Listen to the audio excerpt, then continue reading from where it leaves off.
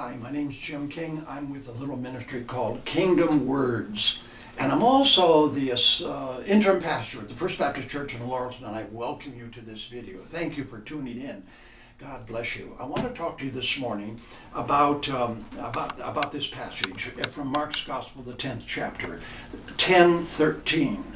People were bringing little children to Jesus to have him touch them, but the disciples rebuked the children, and when Jesus saw this, he was indignant, and he said to the children, "Let them come to me, and do not hinder them." He said this all to the disciples who were keeping them away, "For the kingdom of God belongs to such as these. I tell you the truth, if anybody doesn't receive the kingdom like a little child, he will not enter into it."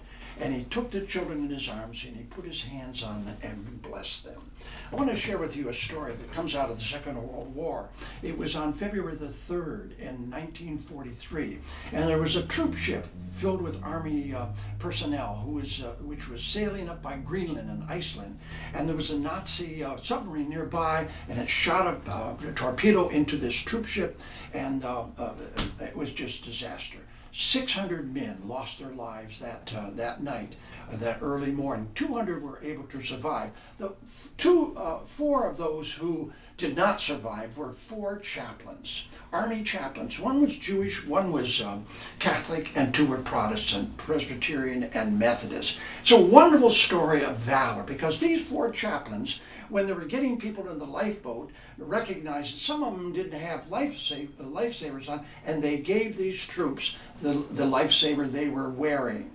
And then when the lifeboats were drawing away from the ship, and it went down in 25 minutes, with 600 lost and only 200 were able to be saved. When they were pulling away from the ship that was going down, it was the USS Dorchester.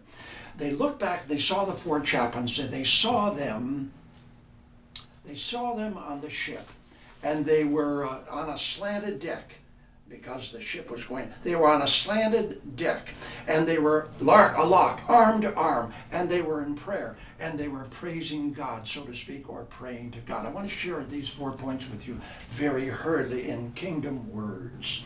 The interesting thing is that many of us, it's kind of a parable of our lives.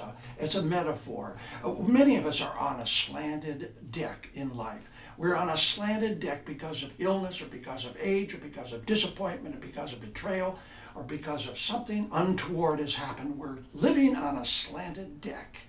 And it's not easy, and we don't want to minimize it, but the fact of the matter, that's the way it is. Many people are on a slanted deck and are still trying to survive. The second thing that's important is they locked arms with each other as they tried to have courage in the last moments, so to speak, of their lives. Only 25 minutes went by before the ship went into the water. They locked arms. What a nice thing it is when we can lock arms, even when we're on a slanted deck. And I think of this story about Jesus saying, "I would like to have the children come unto me, and I will take them into my arms, and I will bless them." And I'm thinking of a story from the Old Testament when Moses was fighting against the Amalekites. It's in the book of Exodus, the 17th chapter. And he found out that somehow when he raised his arms, the Israelites were winning, and when he put down his arms, they were losing. Well, it didn't take him long to find out that he better keep his arms up, but they got tired. But somebody came by and rolled a stone up next to him and sat on the stone and helped him keep his arms up. It's a wonderful thing when we can help each other. We can hold up each other's arms, when we can lock arms with each other. We can receive people as Jesus received people into his arms. One of the more stirring adventures in my life, the early 1960s, I was down in Mississippi, and it was a part of the civil rights struggle. And I remember taking the arms of different people as they took my arms. "We shall overcome." And many of the Afro-Americans at that time, I believe at this time, even other people too, but the people at that time were on a slanted deck. But they were able to survive and to flourish to some extent because they understood where they were, and they were locked arms with one another. The third thing is important is these people were praying. These four chaplains, a Jewish, a Catholic, 2 Protestants. We don't know what they were praying. Maybe one was praying in Latin, the Catholic. Maybe one was praying in Hebrew, the Jewish chaplain. Maybe the others were praying in English. But they were no doubt praying for God's guidance, for God's strength, for God's comfort. It's important for us to be in prayer. It's important for us to know we're on a slanted deck, some of us, but that we can lock arms with one another, and Jesus will receive us into his arms, and to be in prayer. By whatever language, whatever ritual, whatever it is, we need to be praying. Now the thing is, when we pray, we should be able to follow through. I was saying in my sermon this morning that sometime, not often, somebody will pray, and then during the business meeting that follows, they act like a snot. They just don't act well. And there needs to be some congruity there. Congruity between what we pray and the way we act. That's maybe why Paul said, pray without ceasing.